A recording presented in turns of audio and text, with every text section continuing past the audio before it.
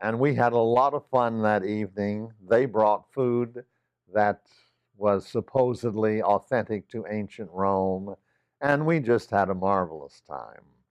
Well, the next year, I decided to come to class as Julius Caesar, and I did.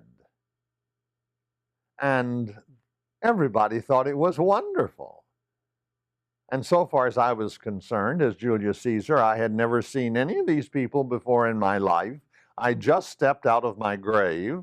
I'm here, and I'll answer any questions you want to know about me. And I brought along a Roman broadsword. And incidentally, this is the real thing.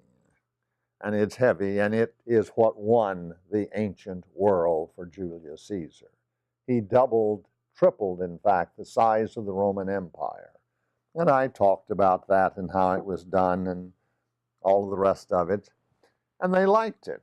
And then my wife, who at UCLA had taken special courses in costume design, quite by accident, and so she started planning other costumes. And I found that by showing up in the class as a historical character, which she always referred to as hysterical characters, that the kids learned a great deal. In several cases, I showed up in costume and delivered the lecture, particularly on Louis XIV, which is behind me here.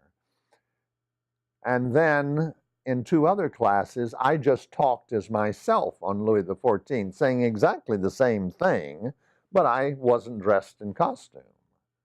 And then 2 weeks later, I decided to have a test on Louis XIV and what he did and what he accomplished.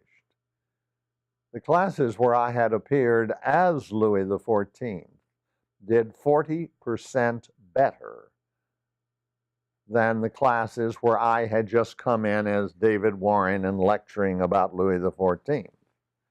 And that kind of taught me a lesson. And in the years following that, I built up about 19 different costumes of people I could be. King Tut,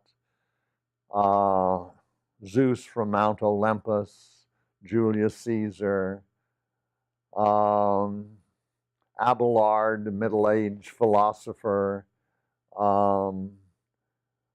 Lorenzo de' Medici of Florence, Louis XIV, and so on. Quite a few of them, even as an American Indian, when we were talking about American humanities.